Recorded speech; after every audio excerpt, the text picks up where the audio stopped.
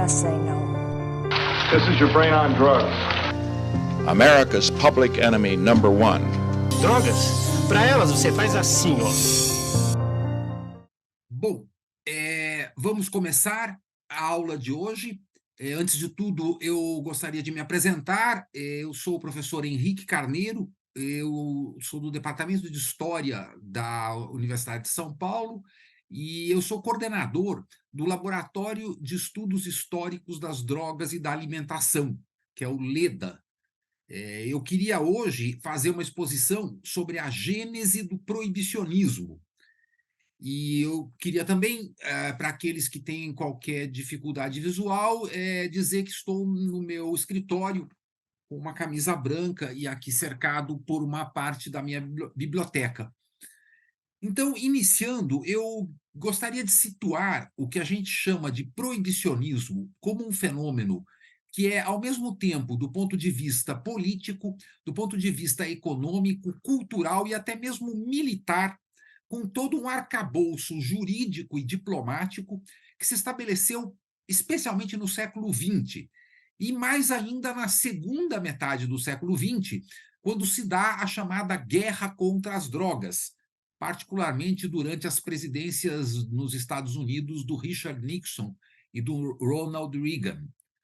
Mas aqui eu não vou falar tanto desse contexto do século XX, que, aliás, é bem mais conhecido, mas eu vou tentar introduzir alguns elementos de reflexão para pensarmos nas origens históricas e até mesmo remotas do que a gente chama hoje de proibicionismo. Falamos de proibicionismo de substâncias psicoativas, ou seja, de drogas. Existem proibições que se constituíram em toda a história das civilizações como proibições ligadas aos códigos morais, aqueles que tratam, portanto, da relação com os chamados bens jurídicos, que são o bem da vida, da propriedade, da reputação, enfim, de terceiros. Essas definições de códigos morais tão antigos que se constituem na base de quase todas as religiões, eles estabelecem que o dano a outrem é algo que deve ser limitado, reprimido, proibido. Mas quando falamos de proibicionismo em relação ao consumo de substâncias, é a dimensão de um proibicionismo relacionado à dimensão autônoma do sujeito, aquilo que está sob a sua pele, aquilo que diz respeito à gestão do seu próprio corpo, ou seja, da sua dieta, da sua escolha de alimentos, de drogas e também de religião, de pensamentos, de leituras, de entretenimentos. É o espaço da liberdade interior, da liberdade privada, da liberdade íntima. É o espaço, portanto, da dimensão da autonomia do sujeito humano sobre si mesmo. A dimensão das drogas, ela é determinante na história das civilizações.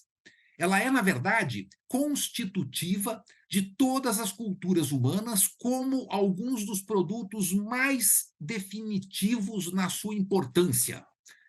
Junto com os alimentos, as drogas são a base das civilizações, são as necessidades primárias, os gêneros de primeira necessidade. Porque os alimentos, claro, fundamentam a nossa sobrevivência material, mas as drogas garantem a sobrevivência do espírito, a sobrevivência da subjetividade humana diante da dor, da necessidade de combater as doenças, de possuir remédios, de ter elementos que aumentem o seu desempenho, estimulantes ou que conciliem o sono, como soporíferos, e, sobretudo, os que combatem com a anestesia ou analgesia a dor, que é o maior inimigo da humanidade. E as drogas são o principal e o mais eficiente veículo no combate à dor. Então, desde a pré-história, que a existência de certas plantas na flora que não apenas poderiam alimentar o corpo, mas que davam uma alteração psíquica, se tornaram determinantes na constituição da primeira escala de valores das sociedades, enfim, arcaicas, e na formação das religiões. De certa forma, as divindades são muitas vezes encarnadas em plantas ou em produtos psicoativos derivados de plantas. Desde o período védico na Índia, com o famoso soma, que entre os persas se transforma em aoma, chegando a Dionísio Baco, que são, no mundo greco-latino, os grandes deuses da ebriedade, do vinho, e até o próprio cristianismo, no qual Cristo faz a sua, digamos, transmutação na forma da Eucaristia no vinho, que constitui o seu sangue, a principal cerimônia litúrgica do cristianismo. Então, as drogas, elas constituem a esfera do sagrado, a esfera do hieros, que depois vai ser também a esfera do poder, ou seja, da hierarquia. E é um privilégio e um controle sacerdotal e aristocrático na maior parte das sociedades antigas. Elas também vão constituir formas de controle sacerdotal da própria atividade ritual. O cristianismo, por exemplo, a reforma protestante é em torno da forma como se usa o vinho. O vinho, ele, para os antigos cristãos, era partilhado com os fiéis. Depois ele é suprimido, e só o sacerdote no catolicismo é que utiliza do vinho. Jean Rus, na Boêmia, constitui a primeira revolta, chamada de Russita, para defender a comunhão em duas espécies, ou seja, o vinho e o pão, que subsiste entre anglicanos, ortodoxos e coptas. Depois, o protestantismo também vai ter uma enorme discussão sobre a natureza do sacrifício na missa, que é a liturgia da Eucaristia, que para os protestantes não é um sacrifício, e os católicos dizem sim, é um sacrifício. Então, a constituição da religião, universalmente falando, é quase sempre associada, e isso é presente nas obras dos fundadores da antropologia, como Durkheim, como Marcel Mauss, que vão fazer os estudos da importância dessa condição, digamos, psicoativa ou ébria da formação das religiões, como dizia William James, né, um dos fundadores da psicologia, que o estado místico era também uma forma de ebriedade. Mas, além dessa formação na constituição da religião, já houve, desde a Grécia Antiga e em outros contextos culturais, um enorme debate em torno da normatização, de como que a sociedade deveria estabelecer leis relacionadas ao estado ébrio. Platão, por exemplo, escreveu a sua obra de maturidade, que são as leis, com o debate do uso do vinho. Já havia aparecido isso também no simpósio, mas é nas leis que ele estabelece a função pedagógica da ebriedade para a constituição do autocontrole.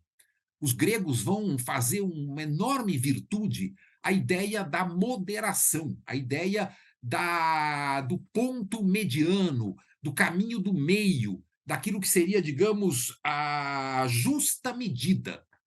E essa justa medida se aplica a tudo na vida, como uma busca do equilíbrio, e também à embriaguez, ou ao consumo do vinho. Então, a ideia de você ser capaz de consumir o vinho e não perder o autocontrole é uma forma de você se tornar capaz da vida pública. É a virtude cívica por excelência, o autocontrole. Aquele que bebe em demasia viola essa condição e se torna desacreditado. É, portanto, uma função pedagógica ensinar os jovens a beber de forma moderada, sem o excesso, mas também sem a carência absoluta, que seria a abstinência. Essa noção faz com que, conforme as chamadas leis de Pítaco, ou Pítacos em latim, que foi um dos grandes sábios da Grécia, e que entre o século VII a.C., estabeleceu a ideia de que a embriaguez é um agravante, porque se você deve defender o autocontrole à justa medida, quem não é capaz e, por essa razão, comete algum crime ou delito, essa pena deve ser dobrada se ele tivesse encontrado em estado de ebriedade. Então, essa é uma das noções que vai crescendo na história antiga, mas que depois, com o advento do cristianismo, é suprimido, porque há, durante o período cristão, a noção de que o estado ébrio cada vez se aproxima mais de uma perda de controle, até aquela supressão que eu mencionei do próprio uso do vinho na Eucaristia. Outras plantas, como o ópio, também vão ser proibidas na época da Idade Média cristã, no período de Carlos Magno, que tem uma determinação nesse sentido, porque o cristianismo desse período o condena a busca da amenização do sofrimento por meios naturais. Ou seja, conforme dizia São Jerônimo, o sofrimento é o preço do pecado. Então, não se deve usar uma planta que amorteça o corpo ou que possa até levar à eutanásia, que era o método usado por todos os imperadores romanos para abreviar a vida diante da agonia, com o ópio. E por isso o ópio vai passar a ser proibido desde o século IX até o século XV e XVI, quando Paracelso retoma o uso do ópio na medicina ocidental. A partir do período moderno, ocorre uma revolução em todos os sentidos. Uma revolução na própria posição do ser humano, que não é mais o centro do universo, uma revolução do ponto de vista da reforma religiosa, que rompe a unidade da cristandade, uma revolução no sentido econômico, com o comércio de longa distância, as navegações, o mercantilismo e até mesmo a contabilidade e as finanças, uma revolução militar, uma revolução social, mas há particularmente um motor de todas essas revoluções, que são as drogas. As drogas modernas constituem os ciclos econômicos da expansão europeia em direção às suas fontes orientais. Então, a busca das especiarias, da canela da Índia, do cravo e das Molucas, da pimenta da Índia, da canela do Ceilão, da noz moscada, todas essas substâncias, e particularmente a pimenta da costa do Malabar da Índia, a pimenta do reino, né, como a gente chama, fizeram um ciclo de drogas mágicas, porque elas eram drogas, elas eram usadas como não condimentos alimentares, mas poderosos afrodisíacos, poderosos restauradores do calor. Era uma reputação mágica que essas substâncias tinham, que fazia o seu valor ser maior do que o equivalente em ouro do seu peso. Isso faz com que o ciclo da expansão mercantil, que funda o capitalismo moderno, e, portanto, a dominação europeia do sistema mundial, seja com essas substâncias. Inicialmente as asiáticas, depois as atlânticas americanas, que vão ser particularmente o tabaco, o açúcar e depois a associação do açúcar com o café africano, o chocolate americano e o chá que vem da Índia e depois também da China, sobretudo. Isso se soma ao ópio, que também era vindo da Turquia e uma parte da Índia, e todas essas drogas são os motores da constituição da Revolução Industrial. A Revolução Industrial torna elas ainda mais disponíveis, e o Estado moderno baseia a sua ordem fiscal na taxação dessas substâncias. O álcool destilado vai até 30% do orçamento de estados como o russo. O tabaco, em quase todos os países, é um monopólio estatal com enorme importância fiscal. Então, a gente vê, no período moderno, uma incitação ao uso das drogas, um enriquecimento das enormes fortunas do capitalismo colonialista. Depois, a Inglaterra, no 19, desencadeia as guerras do ópio contra a China, que vai ter um dos primeiros movimentos proibicionistas. É curioso que esse movimento chinês está ligado ao advento da dinastia Manchu, Qing, em 1644, que vence os Ming, que eram Han, e que traz uma série de valores militaristas que eram contrários às elites mandarins chinesas, que usavam ópio há muitos séculos. O ópio na China era usado em massa para finalidades terapêuticas, para as dores, para qualquer tipo de, digamos, de vicissitude da vida. E a proibição que os manchus fazem acaba se tornando um mecanismo que favorece o contrabando, que faz com que o ópio vindo do exterior substitua o ópio produzido na China. E isso desencadeia as guerras que levam à dominação do Estado chinês pelos ocidentais com o ópio produzido na Índia. Mais tarde, surge nos Estados Unidos, de um período mais ou menos parecido do século XIX, a proibição do álcool, como um objetivo de política pública de uma facção do movimento evangélico, ligada, sobretudo, à igreja metodista do John Wesley, né, que era o fundador, e que se torna, nos Estados Unidos, junto com outros grupos, não os tradicionais. Os luteranos não entram nisso, muito menos os católicos ou os judeus, mas as igrejas evangelicalistas passam a defender que a abstinência não deve ser apenas uma promessa individual, uma convicção de fé e de caráter de cada um, mas tem que ser uma imposição do Estado. E começam a defender que os estados imponham essa lei. O primeiro é o Maine, em 1851, mas dura pouco, porque há uma rebelião, a população, sobretudo urbana, quer continuar a beber a sua cerveja ou o seu uísque. E aí se cria uma espécie de divisão social e cultural na sociedade estadunidense entre os WASP, White Anglo-Saxon and Protestant, que eram as bases das oligarquias rurais da New England, e os novos setores imigrantes de trabalhadores urbanos, sobretudo nas grandes cidades. Na passagem do século XIX para o XX, chegam 30 milhões de novos imigrantes nos Estados Unidos, e eram todos tradicionais consumidores de álcool, italianos, irlandeses, alemães, judeus, e essa população se opõe à proibição. Mas a proibição vence como parte de uma série de setores que são o movimento puritano, mas também o movimento industrialista fordista. O próprio Henry Ford é um dos maiores defensores da proibição para manter a disciplina da classe trabalhadora, o que leva Gramsci a escrever o famoso livro em que ele trata da relação entre o americanismo e o fordismo e vê o proibicionismo do álcool como um importante elemento dessa política que caracteriza o advento, enfim, da hegemonia estadunidense no século XX. Os Estados Unidos tenta expandir isso, mas apenas o Canadá, alguns países escandinavos, e ela dura 13 anos, a proibição.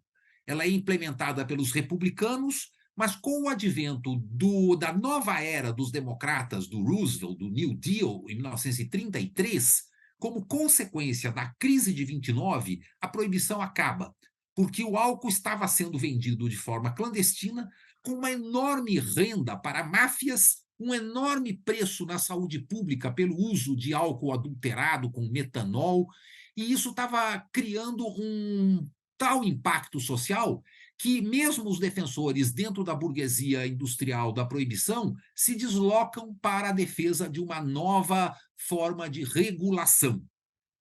O Canadá se antecipa e faz aquilo que é o modelo talvez mais bem-sucedido, que é o modelo do monopólio estatal de companhias provinciais. Era o chamado sistema de Gothenburg, que era um município sueco que tinha feito o mesmo, no qual apenas o Estado tem o direito de vender bebidas alcoólicas e auferir toda a renda. No Canadá, isso se torna monopólios de cada província, o Liquor Control Board of Ontario, a Société des Alcools du Québec, e elas passam a ser as detentoras da exclusividade da importação e da distribuição atacadista. A produção é privada e só as companhias estatais é que distribuem para restaurantes, bares, supermercados, etc. Esse modelo faz com que o Canadá se torne não só detentor de uma enorme indústria do álcool, como um modelo que o Estado controla o preço, a disponibilidade, o horário de funcionamento, a proximidade com escolas, mantendo uma regulação muito mais bem-sucedida do que o modelo proibicionista dos Estados Unidos. Rapidamente, para ir para, digamos, um fechamento dessa tentativa de um panorama amplo, desde as origens pré-históricas do uso de drogas até as formas de regulação modernas e contemporâneas, é preciso mencionar que na Europa há também movimentos proibicionistas, Na França, isso vai estar muito ligado a uma estigmatização da classe trabalhadora como sendo um agente de distúrbios sociais porque bebia e fazia revoluções. Então, as academias de ciências, de medicina de Paris vão dizer que a Comuna de Paris, de 1871, foi uma revolução de bêbados, porque foi o álcool que desatou, digamos assim, essa disposição rebelde e revoltosa do povo. E essa estigmatização leva a tentativas de limitar o uso do absinto, mas nunca se proíbe o álcool na França por causa da tradição econômica, social e cultural do uso do vinho. No caso da Inglaterra, também nunca se proíbe. Durante a guerra, há um apelo para que o povo pare de beber, mas não se adota o proibicionismo. A Alemanha, tampouco.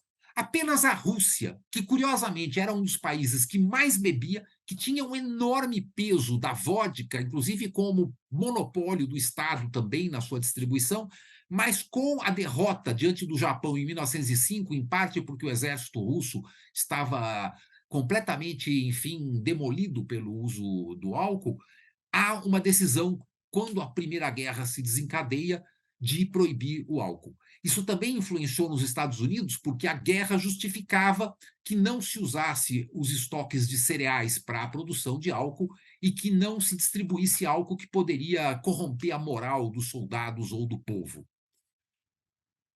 A experiência do proibicionismo do álcool se encerra em 1933 e, exceto países islâmicos fundamentalistas, não há proibição de álcool na maior parte do mundo.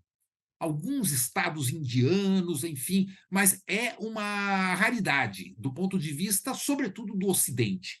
No entanto, outras substâncias, a partir de 1908, com a Conferência de Xangai sobre o ópio e depois o Tratado de Haia, de 1912, passam a ser incluídas numa lista de substâncias a serem controladas, que são os derivados da coca, do ópio e os derivados depois da maconha, que entra mais tarde. Essas três drogas passam a constituir as três proibidas, associadas a outras três, que são o álcool, o tabaco e os excitantes cafeínicos, indispensáveis para o desempenho laboral, o chá na Inglaterra, o café na constituição da esfera pública burguesa, né, que é, inclusive, um dos temas da grande tese do Jürgen Habermas, na Alemanha, sobre o papel do café na constituição da burguesia contemporânea. Então, café, chá, excitantes, e até outros excitantes regionais, como é o nosso chimarrão ou o nosso guaraná, se tornam lícitos e até mesmo enormemente estimulados, a ponto da gente chamar o desjejum de café da manhã. Mas a coca, os opiáceos e a maconha, não. Por que essa distinção? Tem a ver com interesses da indústria farmacêutica que produzem sucedâneos dos analgésicos opiáceos, como os tranquilizantes barbitúricos e depois benzodiazepínicos, que também produzem as anfetaminas como alternativa à cocaína, mas tem, sobretudo, um elemento xenofóbico e racista que faz com que o Ocidente classifique essas drogas como drogas da periferia, drogas de asiáticos, africanos e americanos, e de não cristãos. Então, a maconha é vista como uma substância africana, mexicana ou árabe, a coca é vista como uma substância, enfim, andina, e os opiáceos são associados aos chineses. Esses elementos desencadeiam, no pós-Segunda Guerra, no pós-45, a guerra às drogas contemporânea, o War on Drugs, dos anos 70, 71, do Richard Nixon, e aí vão haver os três grandes tratados que vão de 61 a 71 e depois a 88, estabelecer o arcabouço jurídico desse controle que não tem fundamento científico sanitário, porque não se proíbem as mais daninhas, perigosas ou maléficas para a saúde, que são exatamente o álcool e o tabaco, mas se proíbem aquelas que são periféricas, que têm produtos alternativos da indústria farmacêutica patenteados e que servem como um bode expiatório para um Estado policial encarcerador, sobretudo de grupos subalternos que passam a ser bode expiatório estigmatizado no uso dessas substâncias.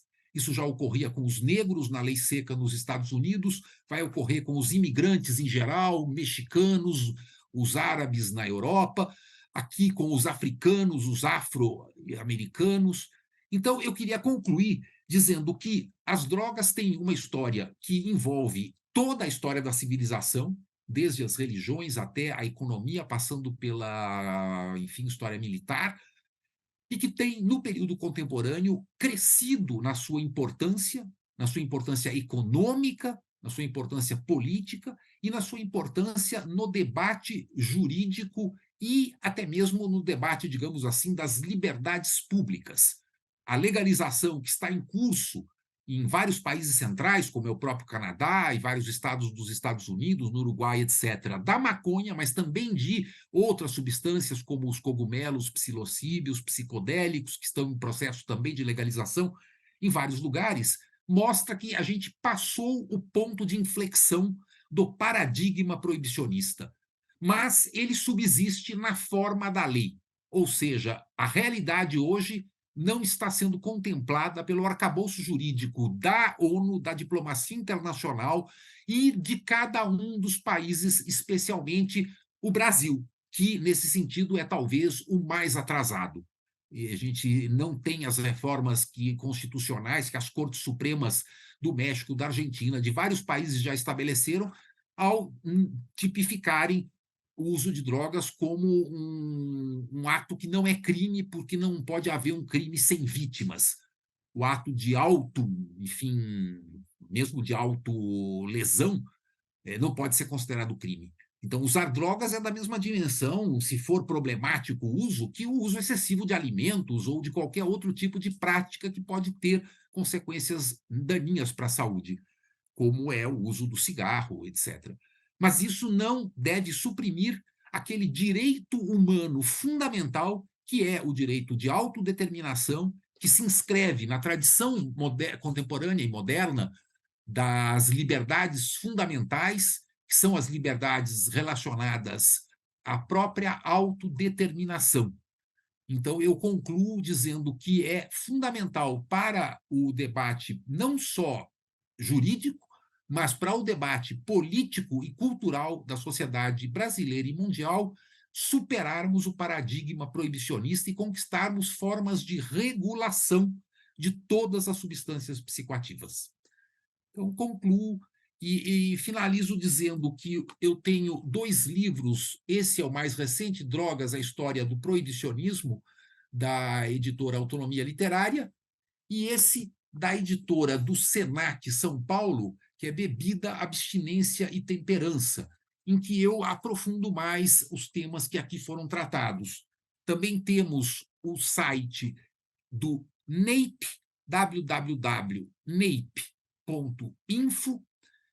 e o site do LEDA USP, Laboratório de Estudos Históricos das Drogas e da Alimentação. Fico à disposição para responder a qualquer pergunta ou manter qualquer tipo de contato. Enfim, os nossos e-mails também estão disponíveis nesses sites. Muito obrigado pelo convite, especialmente ao professor Maurício Dieter, e agradeço a oportunidade também e ao auxílio da Vitória Carolina e de todos que permitiram aqui a gravação dessa aula. Muito obrigado e até logo.